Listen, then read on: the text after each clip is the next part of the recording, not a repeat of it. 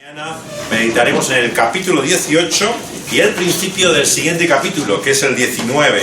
Vamos a leer también los 5 primeros versos del capítulo 19, juntamente con la totalidad del 18.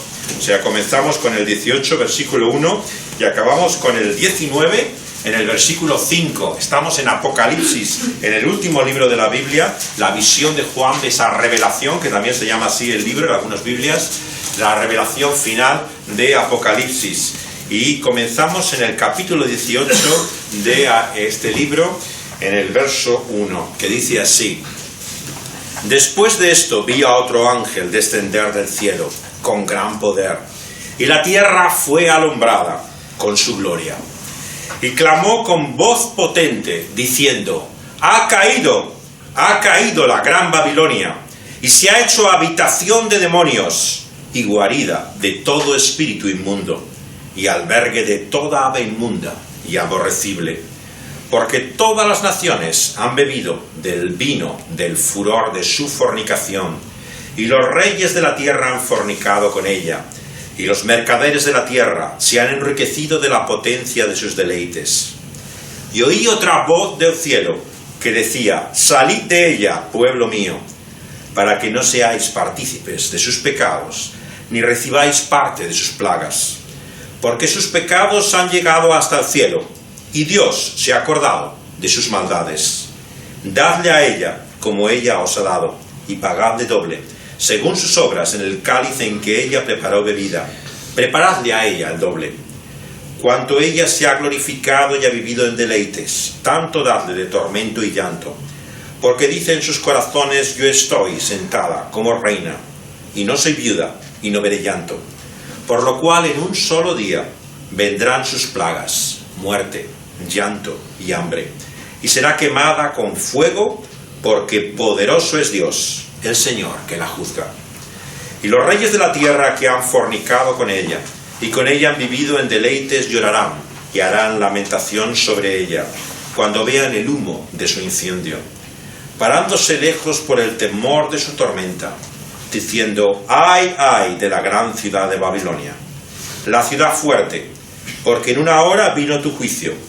Y los mercaderes de la tierra lloran y hacen lamentación sobre ella, porque ninguno compra más sus mercaderías, mercadería de oro, de plata, de piedras preciosas, de perlas, de lino fino, de púrpura, de seda, de escarlata, de toda madera olorosa, de todo objeto de marfil, de todo objeto de madera preciosa, de cobre, de hierro y de mármol, canela, especies aromáticas, incienso, mirra, olíbano, vino, aceite, flor de harina, trigo, bestias, ovejas, caballos y carros y esclavos, almas de hombres. Los frutos codiciados por tu alma se apartaron de ti, y todas las cosas exquisitas y espléndidas te han faltado, y nunca más las hallarás. Los mercaderes de estas cosas que se han enriquecido a costa de ella se pararán lejos por el temor de su tormento, llorando y lamentando, y diciendo: ay, ay de la gran ciudad, que estaba vestida de lino fino, de púrpura y de escarlata, y estaba adornada de oro, de piedras preciosas y de perlas, porque en una hora han sido consumidas tantas riquezas, y todo piloto, y todos los que viajan en naves y marineros, y todos los que trabajan en el mar, se pararon lejos, y viendo el humo de su incendio, dieron voces diciendo: ¿qué ciudad era semejante a esta gran ciudad? Echaron polvo sobre sus cabezas, y dieron voces, llorando y lamentando, diciendo: ay, ay de la gran ciudad, en la cual todos los que tenían naves en el mar se habían enriquecido de sus riquezas, pues en una hora ha sido desolada.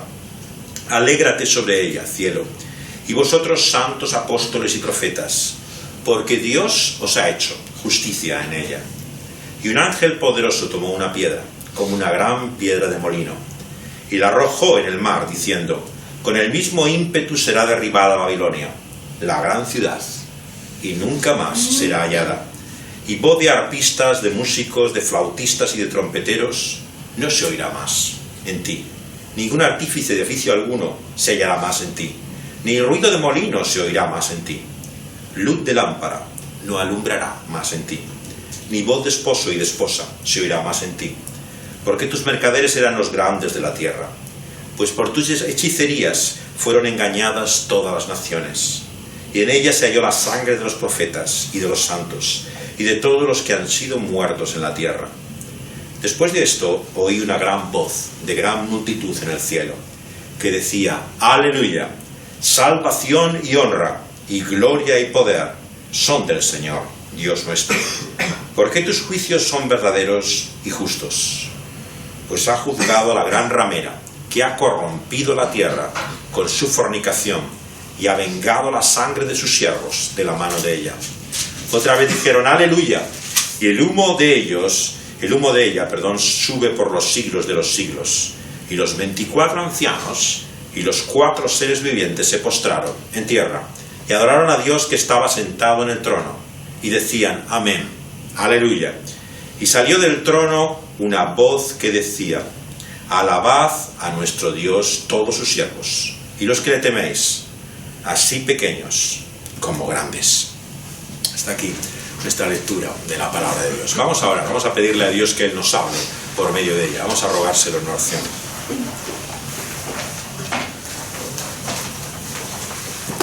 Oh Dios, en esta mañana venimos ante ti, ante esta palabra eterna, esta visión tremenda, y te rogamos, Señor, que podamos percibir su sentido, que podamos ver algo también, Señor, de el asombro que produjo en aquellos que al leer estas palabras, Señor, como aquel que la vio, percibieron la realidad de las cosas que han de venir. Ayúdanos a ver nuestra vida a la luz de ella. Ayúdanos también a contemplar nuestra realidad, Señor, tal y como es, con esa perspectiva que tú nos das del futuro. Te lo pedimos en el nombre de aquel, Señor, que ha venido desde la eternidad para mostrarnos la realidad que permanece. Aquel que recibe toda gloria, toda honra, todo reconocimiento y adoración para siempre. Cristo Jesús, en su nombre te lo pedimos. Amén. Muchos de nosotros tal vez hemos nacido y nos hemos criado en una gran ciudad. Somos urbanitas, se solía decir, una expresión de los años 80, creo que venía del cantante Ramoncín, ¿no? Urbanitas, no sé si enamorados, creo que decía la frase entera, pero desde luego nos costaría mucho vivir fuera de la gran ciudad. Tenemos una relación extraña con la cultura urbana. Por un lado, aquellos que hemos nacido en una ciudad, nos sentimos extraños y ajenos cuando salimos de ellas. De alguna manera, aunque uno busque en las vacaciones o en otro tiempo poder salir de nuestro contexto, pertenecemos a él.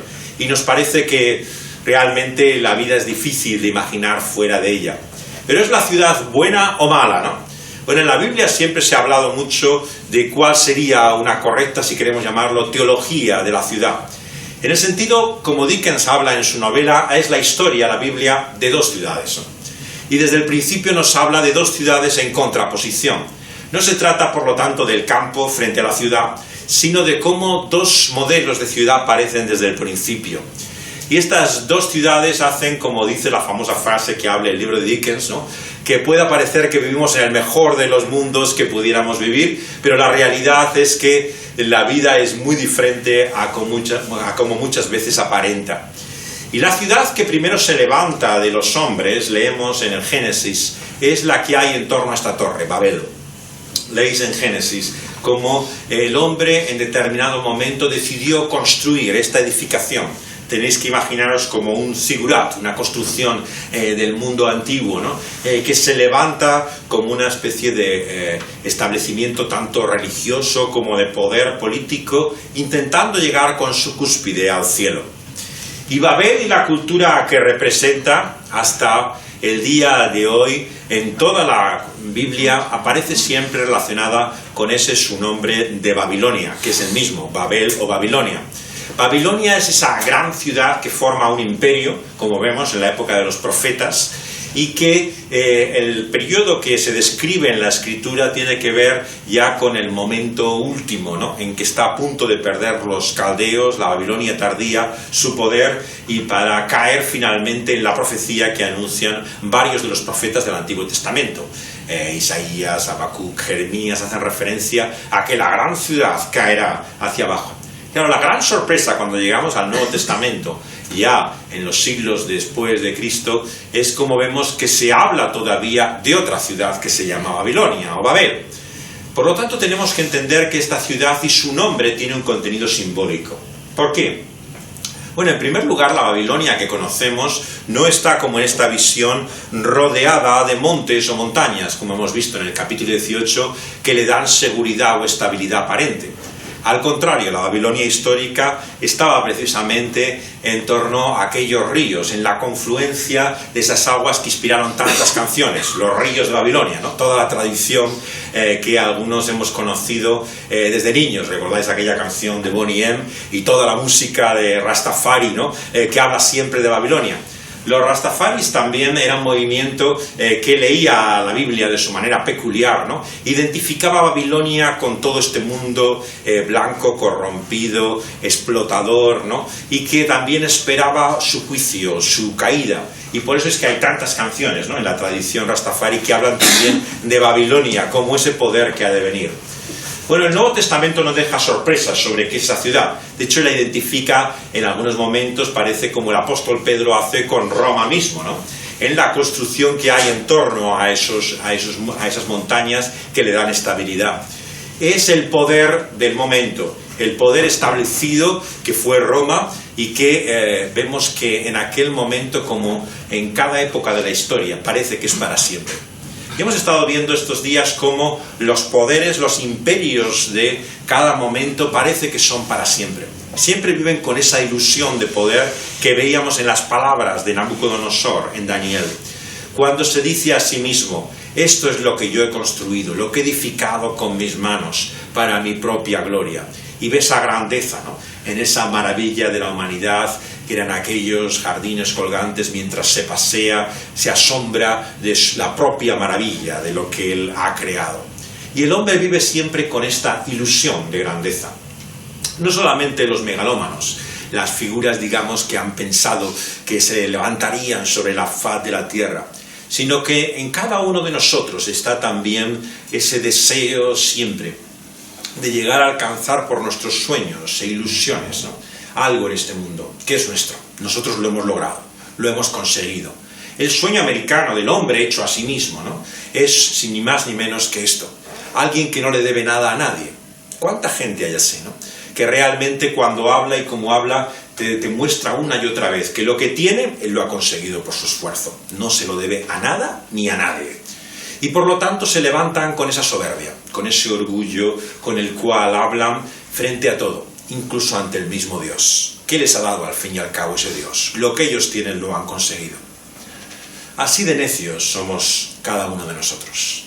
Nos olvidamos que mucho de lo que hemos recibido en esta vida, de lo bueno que hemos podido alcanzar, no es que nosotros lo hayamos logrado, nos ha sido dado.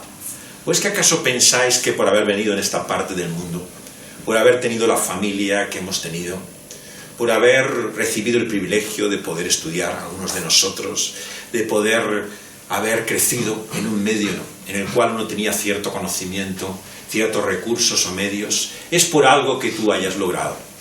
Por supuesto que no. Por lo tanto, la filosofía del mundo que ve que simplemente los menos privilegiados, los que no tienen el éxito, la prosperidad, es simplemente porque no se han esforzado. Y que aquellos que consiguen algo en el mundo es simplemente porque han dejado su sudor, todo su esfuerzo en ello. Están ciegos ante la realidad de lo que les ha sido dado, lo que han recibido, que no es suyo. Y por eso viven bajo esa soberbia y orgullo basado constantemente en esa mentira, en esa falsedad que es la realidad que nosotros nos parece que podemos hacer y lograr con nuestra vida. Y Dios trata con cada uno de nosotros, como con Nabucodonosor, para mostrarnos nuestra limitación, nuestra fragilidad, la realidad de lo que somos. Y aquí en esta visión vemos como otro ángel de los que aparece en Apocalipsis desciende del cielo con gran poder. Y lo que se ve en relación con la aparición de este ángel, en el versículo 1, es la luz. Es alumbrada la tierra con su gloria. El cuadro nuevamente es de oscuridad frente a esa luz que viene del cielo. Una imagen que una y otra vez encontramos en la Escritura. La realidad de que vivimos en un mundo en tinieblas. ¿Qué significa eso? En primer lugar, que no vemos las cosas como realmente son. Cuando se está en oscuridad y en tinieblas, uno no percibe lo que hay realmente en torno suyo. No es capaz de discernir, de poder ver claramente. Y este es el mal de toda la humanidad, tal y como está en esta ciudad de los hombres, en esta cultura de Babel. Está ciega. Y es así como tenemos que verla. Es cierto que hay orgullo, que hay soberbia, pero hay también esas tinieblas que vienen de la ignorancia, del desconocimiento, de pensar que todo lo que hay es eso que tienen en torno suyo y que no hay nada más que ver. Y es por esto que una y otra vez en la Biblia se nos muestra que es Dios el que tiene que alumbrar, iluminar, para que veamos las cosas correctamente. Es como cuando entramos en una habitación a oscuras. Es solo cuando la luz la trasposa que podemos ver la realidad de lo que en ella hay. Y entonces empecemos a entender, a conocer, a saber lo que realmente es el mundo y la vida misma, cuando vemos las cosas desde la luz que Dios nos da. Y Apocalipsis es como si abrieran las ventanas desde los cielos, y la gloria misma, por medio de estos sus enviados y ángeles, vislumbra toda esa realidad que estaba hasta ahora en oscuras, en tinieblas, en penumbra, y empezamos a ver las cosas tal y como son. Y en esta ciudad en oscuras y en penumbra, lo que ilumina, lo que se ve como destellos, es la luz reflejada, como vemos, de lo que son las joyas, la apariencia, las piedras preciosas, todo lo que rodea el oropel en el cual se compara esta ciudad con una mujer. Pero esta mujer es una ramera y está pintada en el cuadro más burdo de ello, pero que imaginamos que en su tiempo también sería una imagen atractiva, la imagen escarlata con todas estas piedras preciosas, ¿no? Pero que muestra como el destello, el brillo que esa ciudad de los hombres es para ellos y cómo están de alguna forma seducidos, prendidos de ella, ¿no? Viven de alguna manera cautivos, ¿no?, por esa ilusión. Por eso, si consideramos realmente que hay poco atractivo, ¿no?, en esta ramera que representa Babilonia, es que no hemos descubierto cuál es su poder de seducción. Porque todo lo que nos muestra el capítulo anterior que estuvimos viendo el domingo pasado y es que sus habitantes y todos los que negocian con ella viven cautivos continuamente de esa su atracción, de su fascinación. Porque no nos engañemos, el mundo es atractivo. Tal vez nos parezca a algunos de nosotros que no lo es tanto, o por las circunstancias que vivimos, o por lo que nos parece que es una espiritualidad mayor. Pero la realidad es que una y otra vez es uno de los grandes enemigos, de las cosas que batallan contra la realidad de nuestra alma una y otra vez en nuestra vida, el mundo. En cierto sentido hay una triada, hemos dicho, de enemigos que enfrenta siempre a aquel que ve su vida a la luz de la palabra de Dios. El enemigo mayor, el archienemigo, que es Satanás, el príncipe de las tinieblas, de la oscuridad. Pero ¿qué significa su poder oculto? Todo lo que significa el círculo en torno suyo, que le reconoce o la adora, frente a este poder del mundo, frente a la seducción que tiene. Parece incluso más pequeño, parece palidecer ante la grandeza y la atracción que tiene el mundo. Y finalmente el pecado, el mal, la realidad que hay en cada uno de nosotros que batalla en nuestro interior. Y la Biblia siempre le da importancia a tres enemigos constantemente contra nuestra alma, y no destaca a uno frente al otro. Por eso es que es peligroso cuando se habla mucho del diablo, porque parece que no hay otro enemigo, que no hay otro problema, ¿no? Igualmente que cuando se considera solamente el pecado, el mal, como el principal y único problema que tenemos que enfrentar. La realidad es que no es uno solo el problema que enfrentamos en esta vida, es, como vemos, una realidad triple. Y eso no es casualidad, claro. En esta visión de Apocalipsis una y otra vez se contrapone esa realidad trina, digamos, de Dios, ¿no?, con la realidad de una triada constante de cosas que se oponen a Dios, ¿no? Hemos visto cómo se daba también con la bestia, ¿no?, y aquellos monstruos que se levantan y van siempre como de tres en tres. Si os fijáis, a lo largo de la Biblia se juega, pero sobre todo en Apocalipsis, mucho con las cifras, con estos números simbólicos, ¿no?, que una y otra vez se contraponen. ¿Por qué? Para mostrar realmente su falsificación. Como decía Lutero, uno de los reformadores, que el diablo es el simio de Dios, ¿no? es el que imita, el que hace constantemente lo que Dios hace para intentar pretender ser como Dios. Es así como se describe el anticristo, claro. Es como alguien que se presenta como un ángel de luz, como alguien que no es oscuro, sino todo lo contrario, luminoso, atractivo, ¿no? Y continuamente se muestra la dificultad de distinguir, ¿no?, lo que es verdaderamente la luz de la oscuridad y de las tinieblas, porque da la confusión. La oscuridad también tiene señales, prodigios, hay milagros que hace, hemos leído también, ¿no? Y muchos están de esta forma, totalmente sujetos, ¿no?, y fascinados por ella. También vemos el poder, pretende ser todopoderosa. En su majestad se levanta esa realidad de las tinieblas como si tuviera todo la potencia, ¿no?, y la capacidad en sus manos. Y es así también como se describe el contraste con esta gran caída, que es la voz que viene de los cielos. Ha caído esa gran Babilonia y ha sido hecha una guarida, una habitación de demonios y de todo espíritu, albergue de aves de rapiñas que hacen ahora su lugar. El cuadro es de desolación. Aquella ciudad que estaba llena de majestad aparece ahora vacía y ocupada por toda la realidad oscura y tenebrosa. Este es el cuadro y contraste del final, de lo que es la conclusión de esta ciudad. Porque todas las naciones, mientras tanto, dice el versículo 3, han bebido del vino del furor de su fornicación, y los reyes de la tierra han fornicado con ella, y los mercaderes de la tierra se han enriquecido de la potencia de sus deleites. Fijaos bien aquí en todos los elementos que hay incluidos en esta declaración. Por un lado encontramos el comercio, ¿no?, el beneficio que han sacado tantos a la luz de esa ciudad. Y eso nos muestra claro no solamente, como Quevedo decía, que poderoso caballero es don dinero, sino que realmente el espejismo que supone el poder económico, ¿no?, se basa precisamente en esa idea de control, de dominio que uno tiene cuando tiene el dinero. Le parece que todo está a su disposición, no hay nada que le vaya a faltar. Quien tiene dinero quiere otra cosa, puede carecer. Y este es el sueño, el espejismo en el cual ejerce su poder esta cultura de Babel. Mantiene por medio de ese poder económico la ilusión de que realmente tenemos un control sobre nuestra vida. Y es un lugar de comercio, de tráfico. Como veis constantemente, vemos que mercaderes de toda la tierra se han enriquecido a costa de ella. Han recibido por medio del beneficio de sus ventas y compras, de su comercio, todo su poder. ¿Y esto qué produce? El placer, ¿no? Y se realiza de esta forma, vemos, con una imagen claramente sexual, ¿no?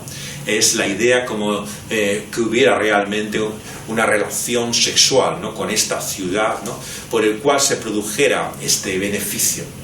En cierto sentido encontramos con los grandes dioses que dominan la vida de los seres humanos una y otra vez, ¿no? El dinero, que da lugar al poder, ¿no?, y el sexo, que se relaciona con el placer, ¿no? Está como la vida misma descrita aquí, en un versículo solamente. ¿Qué es lo que este mundo tiene que ofrecer? Esto. ¿Qué es lo que en la vida puedes esperar? ¿Cuántos así se han dado cuenta que esto es lo que la vida les ofrecía? Y esto es lo que una y otra vez han intentado jugar, negociar con ello, llegar a términos para encontrar su satisfacción y realización. Por lo que por el dinero podían alcanzar el poder, dominio, control sobre su vida, sobre su futuro, y el placer, ¿no?, que podía darles el sexo y todo lo que esta vida puede ofrecernos. Y esto es lo que hay, y nada más. Esto, sin embargo, en la Biblia se describe como ídolos, como dioses falsos que dominan al hombre en su ceguera, en su incapacidad de ver la realidad de que están sujetos y esclavos a ellos, pero también como dioses a los cuales adoran y sirven, que ocupan el lugar del Dios vivo y verdadero en el corazón de los hombres. Fijémonos en esta función que tiene la idolatría una y otra vez en la Escritura. En primer lugar, produce esa ceguera, esa tremenda incapacidad para ver nuestra dependencia. Todo aquel que tiene una adicción ya sabe que ese es el primer efecto, el primer síntoma. Nunca lo reconoce. Ah, no, yo bebo mucho, no. De vez en cuando. O sea, nadie quiere reconocer realmente el problema que tiene. Sí, yo no es que dependa de esto, ¿no? A mí simplemente, bueno, me gusta, pero nada más, ¿no? Nadie quiere reconocer la dependencia, la sujeción que tiene a algo en la vida. Pero la idolatría y estos dioses e ídolos tienen tal dependencia en nosotros, ¿no?, que la negación es total. No somos capaces de ver para qué vivimos. Y solamente en ciertas circunstancias, ¿no?, en ciertos momentos y situaciones que Dios nos pone en la vida, somos capaces de ver hasta qué punto dependemos de ellas. Cuando uno se encuentra con nada, entonces se encuentra consciente de para qué vivía. Cuando uno ha perdido una posición que tenía y se ve sin ella, entonces se ve tal y como es. Cuando uno carece de ese placer o satisfacción y entonces vive insatisfecho y frustrado, descubre la realidad de su sujeción, de su dependencia a ese Dios y ese ídolo. Esos ídolos, por lo tanto, son sustitutos. Es una religión sustitutoria que ocupa el corazón del hombre y que le da todas las falsas promesas de lo que Dios solamente puede dar a los hombres. ¿Qué es lo que nos prometen los ídolos y todo lo que este mundo ofrece? En primer lugar, nos prometen satisfacción, realización. Si tú los tienes, tendrás todo lo que esperas en la vida. Pero también esa ilusión de control, de dominio. Quien tiene ello realmente puede mirar hacia el futuro con esa paz, con esa tranquilidad de saber que tiene un dominio y un control porque tiene el dinero, porque tiene el poder, o por lo que este mundo le ofrece, ¿no?, porque tiene a alguien a su lado que le da la satisfacción o el dinero para poder disponer de los placeres que quiere. Y así cree que tiene el control, el dominio de la situación. La idolatría, por lo tanto, continuamente, por medio de sus mentiras y engaños, nos da falsas promesas. Y el problema es que nos las hemos creído. Esta es la tragedia del ser humano, que una y otra vez no es capaz de reconocer hasta qué punto ha tragado el anzuelo. Se ha creído que realmente lo que el mundo y la vida le ofrecía, las falsas promesas de estos ídolos, eran capaces de satisfacerles y de llenarles. Y es por esto que necesitamos una obra sobrenatural, una intervención divina para poder descubrir la realidad de qué son las cosas para las cuales vivimos y servimos. Porque hay que darse cuenta que estas cosas tienen un poder y autoridad sobre nosotros. El Señor Jesús lo dice cuando habla a aquellos religiosos, muy moralistas ellos, personas que estaban satisfechas de seguir a Dios y de conocer la ley, los judíos que había más estrictos en su religión. ¿Y qué les dice Jesús? No podéis servir a dos señores, a Mamón, a las cosas y posesiones y a Dios mismo. Uno de los males que más el Señor revela, que conoce el corazón de aquellos hombres religiosos, es la avaricia. Hay que darse cuenta que muchas veces la religión misma, en el fondo lo que esconde es una religión de codicia. Lo que hay detrás muchas veces de muchas iglesias y de predicadores y de personas que buscan su vida y profesión de la religión es un afán material, no lo olvidemos. La codicia tiene un tremendo poder y muchas veces toma incluso esa forma y apariencia religiosa. Pero Dios muestra la incapacidad, la imposibilidad de poder ser realmente servidor de Dios y al mismo tiempo poder buscar una y otra vez el beneficio de lo que Mamón representa. Mamón son posesiones, propiedades, riquezas, pero es todo lo que el mundo y el dinero nos puede ofrecer, todo lo que la vida en esa falsa ilusión nos presenta. Y lo que nos muestra es que no podemos servir a dos señores. ¿Por qué? Porque solamente uno tiene poder, es Señor de nuestra vida. Como decía aquella canción de Bob Dylan a finales de los años 70, todos tenemos que servir a alguien, ¿no? Y da igual la lista de personas, de ocupaciones, de cosas en la vida, finalmente todos servimos a alguien. El problema es que nadie quiere reconocerlo. Yo hago lo que quiero, todo el mundo piensa que es libre, nadie piensa ser siervo de nada. ¿Por qué? Porque es una humillación reconocer que uno sirve a alguien o algo. Pero lo que reconocía en aquella canción Dylan es la realidad de que todos en nuestra vida ponemos nuestras vidas al servicio de algo o de alguien. Y descubrirlo nos cuesta muchas veces bastante en la vida, nos cuesta bastante. Tenemos que perderlo todo para darnos cuenta de lo que servimos. Porque es finalmente cuando nos preguntamos, ¿y qué es aquello en la vida que si yo un día lo pierdo, ya no quisiera vivir? Esta pregunta es la que nos desvela cuál es nuestro ídolo, cuál es el Dios a que servimos. Si tú piensas, bueno, yo si esa persona que tengo al lado ya no tendría sentido mi vida, prefiero morirme. Porque realmente tu vida está relacionada con ella, pero relacionada con ella en una sujeción y dependencia tal que si esa persona no está, ya tu vida no significa nada. Y eso es así con muchas cosas para las cuales vivimos. Puede ser una posición, puede ser incluso la fama, el éxito, cualquier cosa que el mundo te ofrece y que tú dices, sin ello, mi vida carece de sentido. Y es por eso que produce esa constante ansiedad.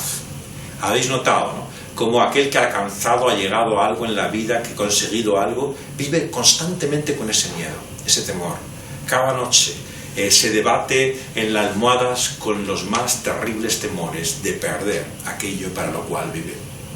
Y es por eso que Jesús nos muestra al hombre dominado por el miedo, sujeto por el temor, pero por el miedo y el temor a lo que no debiéramos temer. Una y otra vez vivimos con esa realidad, padeciendo ese sufrimiento de lo que son temores y miedos, ¿no? A lo desconocido, a lo que podemos conocer. Esta Navidad veía con mi familia este especial que ven los americanos todos los años, ¿no? De la Navidad de Charlie Brown. Charlie Brown es este personaje, ¿no? Que creo que conocéis la mayor parte. Carlitos le hemos conocido en España, ¿no? Y Snoopy es el perro, el más famoso y popular de todos ellos. Este grupo de niños que hizo Seuss, en los años 60 se hizo una serie un especial de televisión sobre su Navidad, ¿no? Y aparece cada uno de ellos en una trama casi existencial, bastante curiosa. Si tenéis oportunidad de verlo, creo que está en YouTube y lo podéis ver. En ella se ve la historia de varios de los niños y sobre todo algunos se destacan de una forma especial. Y sobre todo Linus. Linus es un niño que está siempre pegado a una manta, ¿no? Va siempre con esta manta donde va, ¿no? Y tiene como esa dependencia de algunos niños pequeños, ¿no? Igual que tienen al chupete, ¿no? A un objeto o algo y no se puede separar de ellos. Es aquello que le da seguridad. Igual que la criatura que por la noche se duerme abrazada, ¿no? A ese su mascota, ¿no? Su muñeco, la figura que le da tranquilidad, así vive. Y la historia de las Navidades de Charlie Brown habla de los miedos y la frustración del propio Charlie Brown, ¿no? Que es siempre una especie de niño adulto, ¿no? Que vive con esa frustración existencial, y en el cual la otra niña, Lucy, es casi una psicoanalista para él, ¿no? En esa época ella aparecía siempre constantemente como yendo a una especie de caseta que ha montado, en la cual le da consejos psicológicos, ¿no? A cambio de ello, que aparece también en esta historia. Y habla sobre el sentido de la Navidad, ¿no? Hay un momento clave que es muy conocido para los cristianos, porque describe ni más ni menos que lo que es el Evangelio, ¿no? La venida de Cristo Jesús. Porque su autor, el autor de esta serie que en inglés se llama Peanuts, ¿no? Como cacahuetes, se le llamaba originalmente a la serie de todos estos personajes, tuvo una conversión evangélica, ¿no? Él conoció en una iglesia pentecostal en Estados Unidos el Evangelio a cierta edad, ¿no? Y su vida fue totalmente cambiada, transformada por ello. Y hay constantemente en sus historias como destellos, ¿no? De la Biblia, de reflejos de la fe en estos personajes, ¿no? Que reflejan tanto sus miedos, sus frustraciones, la necesidad que él mismo percibía en tantos momentos de su vida, y son bastante interesantes por ello. Pero el momento en que se va a llamar la atención es en el cual este niño, que es Linus, cuenta la historia de la Navidad y relata simplemente con las palabras del Evangelio, más o menos, en paráfrasis, lo que significa el sentido de que Dios ha venido a este mundo en la persona de Jesucristo, ¿no? Y lo sintomático, lo característico, es que en ese momento tira la manta a la que está aferrada al suelo. Es el único momento en todas las historias que hay de Charlie Brown y de Peanuts y las aventuras de Snoopy, de estos niños, que él se desprende de la manta. Y claro, tiene un profundo sentido simbólico. Es como que en esa historia del Evangelio, fuera de él, estuviera la única seguridad y confianza, ¿no? Que podía encontrar no solamente él, sino su autor, ¿no? En la vida. En lo que significa que Dios ha venido para nosotros en Cristo Jesús, para librarnos de todos esos miedos, ¿no? Y lo que vemos aquí es la realidad de esa desolación en la cual Dios trae esta ciudad para que se den cuenta de su dependencia, de su necesidad de Dios, ¿no? Y esa voz del cielo le llama a su pueblo a salir de ella, pueblo mío, versículo 4, para no ser partícipe de su maldad, ni recibir de sus plagas. ¿Cuál es la posición, por lo tanto, de aquellos que conocen a Dios, que reciben la vida de Cristo Jesús y su salvación en la ciudad de este mundo. Bueno, Jesús mismo lo expresa en el Evangelio, cuando en el capítulo 17 de Juan le dice al Padre cuál es su propósito para aquellos que le han conocido. Le dice, no que salgan del mundo, literalmente, físicamente, que estén en el mundo, pero que no sean de él. O sea, lo que Jesús explica en Juan 17 en su oración al Padre es cuál es realmente la actitud y la posición en la cual debemos estar en este mundo. Estamos en él, pero no pertenecemos a él. Por lo tanto, tiene que haber como una distancia y separación de no saber antes que lo que era otra vida. Ahora conocemos otra vida distinta, la hemos recibido y ya no pertenecemos a este mundo. Y por eso le dice, salid de ella, pueblo mío, y no participar de su mal. Bueno, literalmente varios momentos en la historia se identificaron con salidas literales, físicas, ¿no?, de los creyentes. Ocurrió en Sodoma, claro, que es otro de las ciudades que se relaciona con Babilonia, con Babel, cuando cae el juicio de Dios y la desolación, y sale toda esa familia de Lot, ¿no?, su mujer, ¿no?, y sus hijos, ¿no?, con grandes dificultades. Sabéis que la mujer de Lot vuelve y la mirada atrás, ¿no?, y se queda como petrificada, y hay una imagen un poco ambigua, ¿no? Sin embargo, Pedro luego dice el justo Lot, no lo olvidemos, Lot, con toda la pertenencia que podía tener aparentemente de ese mundo, toda su dependencia de él, sin embargo es declarado justo a los ojos de Dios, ¿no? Por lo tanto, esa salvación es en cierto sentido un modelo de toda la salvación cristiana. Pero también ocurrió luego, después de acabar la historia de la Biblia, ¿no?, cuando se produce la destrucción de Jerusalén, ¿no? Los romanos asedian la ciudad y los cristianos salen de la ciudad y se reúnen nuevamente, ¿no?, en Yamnia, ya acabado este periodo apostólico que nos describe la Escritura, ¿no?, y continúan su vida fuera de este contorno de lo que era Jerusalén, donde la iglesia se había formado a raíz de Pentecostés, ¿no? Y Dios muestra así como tiene un propósito para aquellos que declara que son su pueblo, su posesión particular.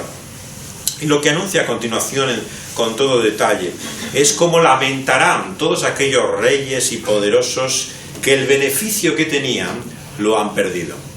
Todo aquello que se habían enriquecido a costa de esa ciudad, ahora no cuentan con ello.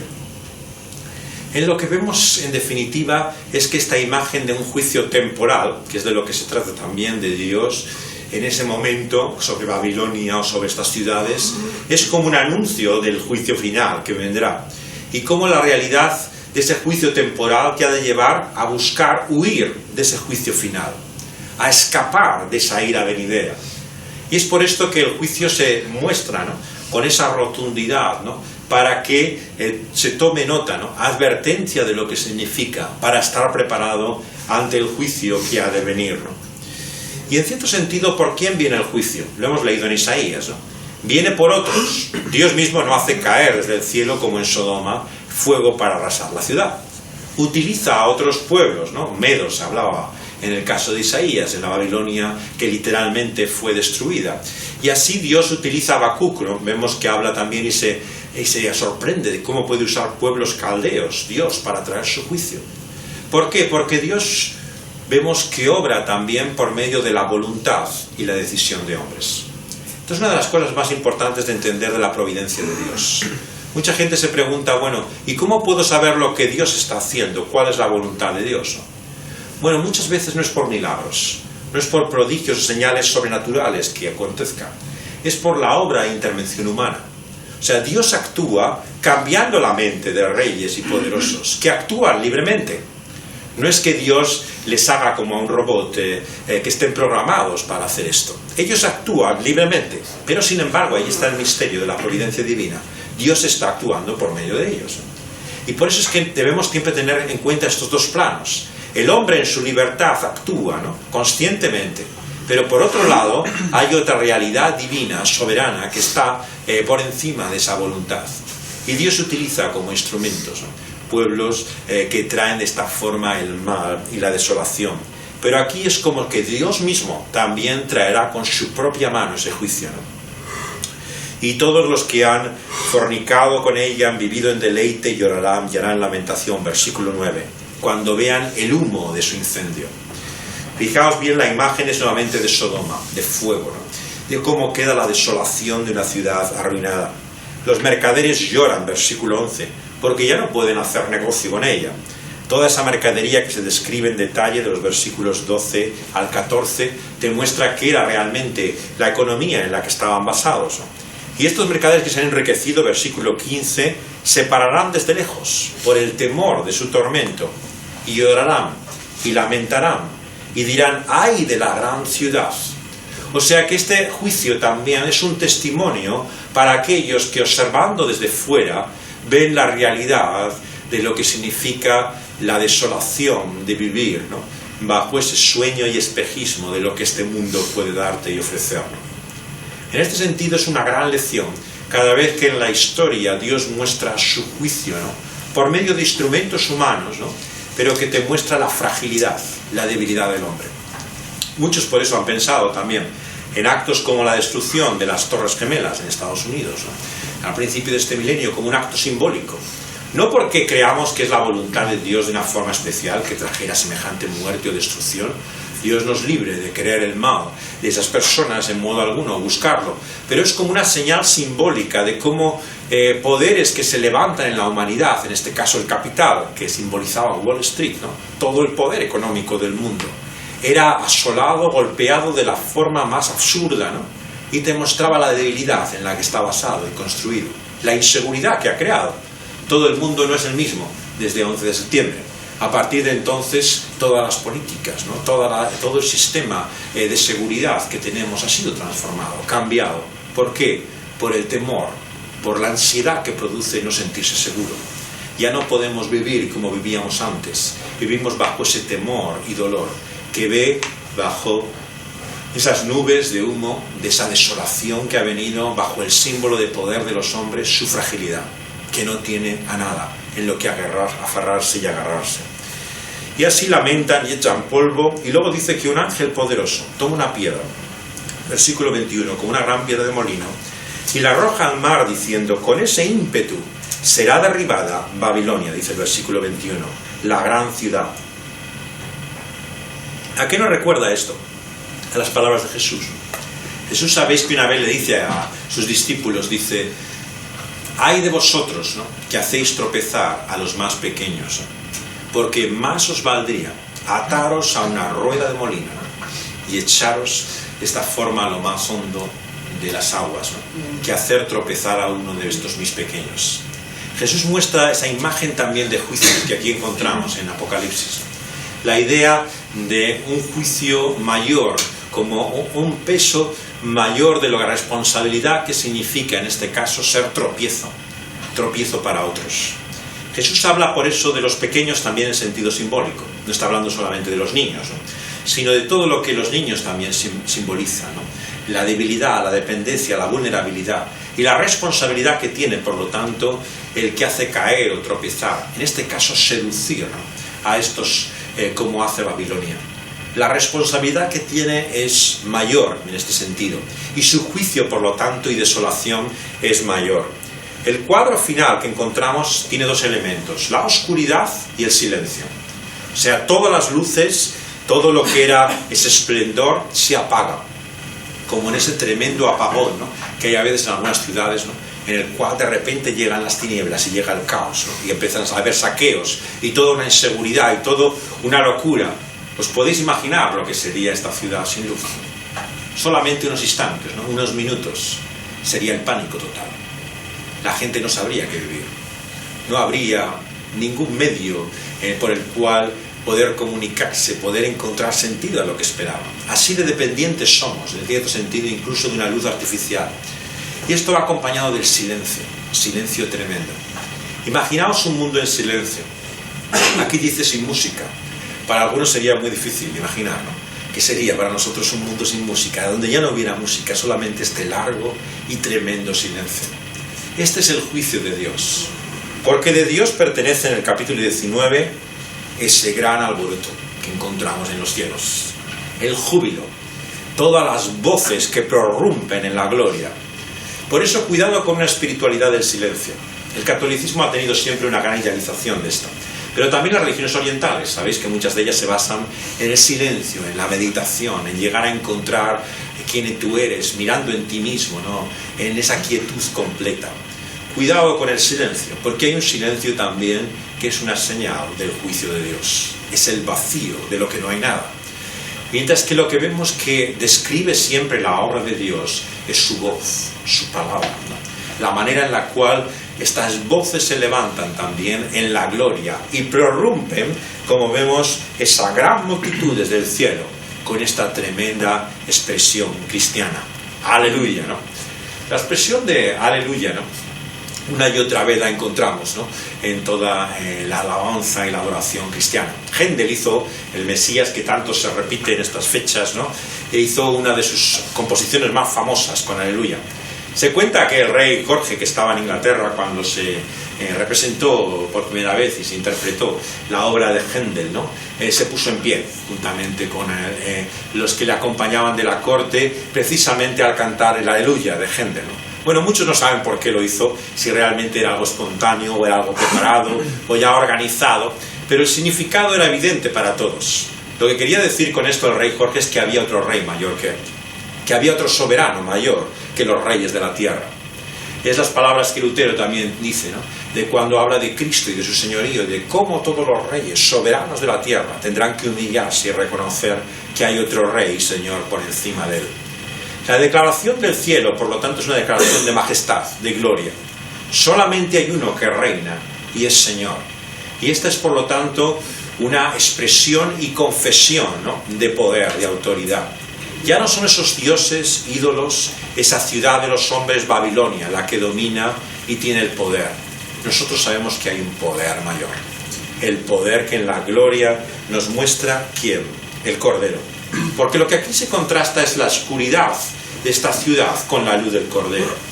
La luz aparente, el espejismo de esos destellos, de las joyas de esa ciudad, con la luz que viene del Cordero de Dios. Todo este libro nos muestra la realidad de ese trono del Cordero, en el cual está la gloria que permanece para siempre. Y de esto es de lo que nos habla al final de nuestro texto. Cuando cantan aleluya, cuando los 24 ancianos y los 4 seres vivientes se postran en la tierra ante el que está sentado en el trono y dicen amén, aleluya, ¿no? Vemos entonces que sale del trono una voz que dice alabad a nuestro Dios, todos sus siervos, los que le teméis, así pequeños como grandes. Es en definitiva la gran declaración, no solamente de Apocalipsis, sino de toda la Biblia, la soberanía, el reino que pertenece a Cristo Jesús para siempre. Y este es el mensaje del Evangelio. En cierta forma no podemos explicarlo de otra manera. El hombre se ha hecho rey y señor, y así la cultura de Babel pretende que la humanidad tiene todo nuestro respeto y toda nuestra expectativa de futuro. Pero el Evangelio, Dios por medio de Cristo Jesús, nos muestra que es Él quien ha de reinar por los siglos de los siglos. Y cuando vino a este mundo, lo declaró así Juan: el reino de los cielos se ha acercado. Y aquel que se presentó como el rey siervo será quien reine por los siglos de los siglos. Y todos se doblegarán, toda lengua confesará, todo otro nombre será callado, respecto al único nombre que será alabado por los siglos de los siglos: Cristo Jesús. Cristo reina, Él es el Señor. Y por lo tanto la expresión de su pueblo es aleluya, que significa en cierto sentido igual que amén, es así sea. Aleluya es una afirmación, un reconocimiento, ¿no? De cuál es nuestro sentimiento, ¿no? Al hecho de que Él es el Señor y que a Él pertenece toda la gloria y la majestad.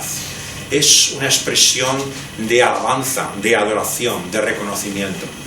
Y por último tenemos que hacernos esa pregunta: ¿qué hay en el reconocimiento, en la alabanza, en la adoración a Cristo Jesús, al Cordero que reina por los siglos, que haya de satisfacer a los hombres más que lo que el mundo nos ofrece? Porque esta es en definitiva la lucha, el conflicto en el cual vivimos cada uno de nosotros. ¿Por qué reconocer, adorar a Cristo Jesús va a traernos finalmente ese propósito que no encontramos en la ciudad de los hombres? Y la respuesta que nos da este pasaje en esta mañana es doble. Por un lado, por su temporalidad. Lo que este mundo ofrece, fijaos bien, es solamente por un tiempo. Todo lo que esa enorme ramera ofrece con su placer y prosperidad será limitado temporalmente hasta la realidad de su juicio. Por esto, al acabar un nuevo año, nos tenemos que preguntar cuáles son los placeres que este mundo nos ofrece. ¿Cuál es la riqueza? ¿Cuál es el poder? ¿Qué es lo que en esta vida podemos encontrar? ¿Es algo para siempre o es algo temporal? Si es algo temporal, la verdadera sabiduría es darse cuenta que no podemos depender de algo que es por un tiempo. Si pones toda tu vida, si pones todo tu futuro y tu destino en algo que hoy está y mañana no está, ¿qué va a ser de ti? Eso es lo que nos está diciendo Juan. Si estamos dependiendo y nuestra seguridad está sobre esa ciudad que está sentada aparentemente en ese lugar alto, pero que va a caerse y ser derrumbada, totalmente asolada, ¿qué va a ser de nosotros? Pero en segundo lugar, nos muestra que no es comparable la luz y la gloria del Cordero con el brillo que este mundo nos presenta para nosotros. Y es por esto que la mejor apologética, la mayor defensa que podemos dar de lo que significan las razones de Cristo y su soberanía, es la propia hermosura de su gloria. Considerar a Cristo Jesús es el único poder capaz de romper toda esclavitud, toda ceguera, toda dependencia que podemos tener de otras cosas y de lo que este mundo puede ofrecernos. Por eso es que el propósito del ministerio cristiano, de la Iglesia misma, es mostrar la gloria que hay en Cristo Jesús. Si lo único que podemos hablar es de lo malo que es el mundo, de lo terrible que son sus seducciones, de lo pecaminoso que es lo que nos ofrece, y no podemos mostrar la gloria de aquel que reina por los siglos de los siglos, no encontraremos el poder que es capaz de liberarnos a todo lo que nos sujeta y domina este mundo. Solamente en la hermosura de Cristo, en su carácter, en su naturaleza, es que vemos las cosas como es. ¿Qué es lo que hace el Espíritu Santo?, dice el apóstol. Mostrar el rostro de la gloria de Cristo Jesús. No hay otra cosa que Dios y su Espíritu haga que hablar de Cristo Jesús, mostrar quién es Él, desvelar la maravilla de su Hijo, del Cordero que reina. ¿Por qué creéis que tantos se doblegan y humillan voluntariamente antes de que el Señor Jesús vuelva? Porque están asombrados de la gloria del Cordero, de la maravilla de aquel que ha dado su vida por nosotros. Porque ese Cordero ha sido sacrificado, ha sido molido, inmolado por nuestra maldad, ha padecido en nuestro lugar. La maravilla de lo que hoy recordamos en estos días de Navidad es que en Dios no solamente hay un amigo que nos ayuda a enfrentarnos a los problemas de la vida, es el amigo que nunca podremos encontrar en este mundo. Aquel que te dice: dame tus problemas, que yo los llevo en tu lugar. Dame esos males, que yo los cargo sobre mi espalda. Dame tu vergüenza, dame tu miseria, que yo la llevo sobre mi cuerpo y sobre mi carne. Y hasta aquel madero llevó el Cordero todas nuestras vergüenzas y miserias, para que nosotros podamos ser libres de ellas. Decidme qué rey siervo hay semejante a este, capaz de poder tomar toda nuestra indignidad, toda nuestra humillación, viniendo a este mundo, naciendo en aquel establo, llevando en su pobreza y miseria toda nuestra indignidad, para darnos, por medio de su humillación, la gloria que a Él le pertenece. Y es por eso que aquellos pastores, aquellos magos que vinieron de Oriente, todos los que se han rendido a los pies del Cordero, lo hacen porque no hay nadie como Él. Alguien que nos muestre la gloria en su humillación y en su servicio.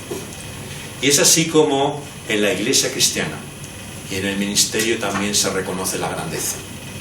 Cuanto más nos humillamos, cuanto más servimos, más hablamos de la realidad de quién es nuestro Señor. Y por lo tanto, ante este año que ahora empieza, lo que tenemos que preguntarnos no es cuánta atención recibimos, sino cuánto dispuestos estamos a seguir el ejemplo de nuestro Señor, a humillarnos como nuestro Rey y Señor lo ha hecho, como siervo. Pero hay una última cosa en la que vemos esta gloria también del Cordero de Dios. Esa gloria de Dios que se muestra así en su humillación. Nos muestra también la realidad de que no hay vida para nosotros que la que encontramos y descubrimos en Cristo Jesús. Jesús nos dice que Él ha venido a traernos vida y vida en abundancia. Y por eso es que no hay un cuadro más patético del cristianismo que presentarlo realmente solamente como un sacrificio. Muchos que han querido mostrar el coste, el precio de lo que significa ser discípulo de Cristo, resaltan esto, lo que hay que dejar atrás, ¿no? Todo lo que significa el precio y el coste de ser discípulo de Él. Pero no olvidemos otra realidad. El Señor Jesús nos ha mostrado su gloria como la verdadera fiesta. ¿Cuántas veces Jesús muestra el reino de los cielos como un banquete, en el cual todos sentados comerán y beberán en su presencia, en comunión con Él para siempre? Y como en todo banquete, lo que hay son risas, son cánticos, hay comida y hay bebida. Por lo tanto, ¿qué significa la gloria que Dios nos promete en su reino? No el aburrimiento que la religión nos ha presentado tanto tiempo. Esos angelitos regordetes de los cuadros de Murillo, de Rivera, que están con gesto aburrido, deslizando su mano por el arpa en algodones de nubes que se pierden en el cielo. Esto es un rollo, francamente. ¿Quién quiere vivir así, en ese cielo? Eso no es la gloria que Dios nos ha prometido. La gloria que Dios nos ha prometido es una fiesta, una fiesta sin fin, en la cual ya no habrá el silencio y la desolación de aquellos sobre los que viene su juicio. Lo que hay es la comida, la bebida y la realidad de que Él es el que está sentado en el lugar de honor de esa fiesta, el que reina por los siglos de los siglos, que ya no nos llama siervos, sino amigos, porque ha dado su vida por nosotros, y nos recibe juntamente el Padre con su Hijo como coherederos, como partícipes de toda esa realidad nueva que Él hace para nosotros. Vamos a pedirle al Señor Jesús que respondamos a esa invitación para participar en esa fiesta, que salgamos de esa ciudad que tiene sus días contados, que está el juicio anunciado, y entremos en la nueva ciudad, de la que hablaremos el domingo que viene. Vamos a orar ahora, vamos a hablar a Dios. Señor, en esta mañana venimos ante ti conscientes, Señor, de que no hay otra vida como la que tú nos presentas. Señor, está muy lejos, distante de nuestra realidad hoy. Te confesamos y reconocemos que vivimos tan pendientes, tan dominados y sujetos a este estado de cosas, que nos cuesta creer siquiera que otra vida sea posible. Cuando pensamos en la eternidad, en ese enorme desastre y juicio que trae nuestra propia muerte, nos cuesta incluso pensar que puede haber alguna vida más allá de ella. Señor, queremos pedirte que tú, por tu luz, nos hagas ver las cosas como son, descubrir la realidad de nuestra vida. ¿Para qué es lo que estamos, Señor, poniendo nuestra existencia a su servicio?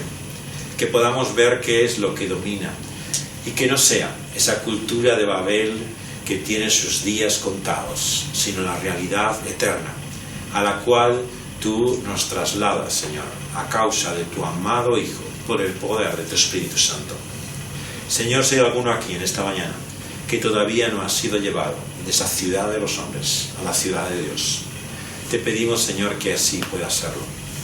Que por tu gracia, por tu misericordia, tú, Señor, le traspases de un reino a otro, le hagas ciudadano de este nuevo mundo en el cual está verdaderamente la celebración y la fiesta, la vida eterna que permanece, porque su Rey, Señor, el Cordero que gobierna, no es como los reyes y soberanos de esta tierra, porque es un Rey que nos ha servido, nos ha entregado hasta la muerte misma por nosotros, para poder darnos así la vida. Señor, queremos servir y reconocer a un Rey así. Señor, queremos estar de esa forma, con nuestras vidas en las manos de aquel a cual le preocupamos, le importamos tanto, que ha dado su vida por nosotros. ¿Quién no es capaz de amar a alguien así? A alguien que se sacrifica, Señor, por amor a nosotros. Ayúdanos a conocerle así, a ver la hermosura, la gloria que hay en ese Cordero, y a humillarnos delante de Él, alabándole y adorándole, reconociendo que no hay otro como Él. Señor, muéstranos a tu Hijo. Señor, haznos ver al Cordero que tú has puesto, Señor.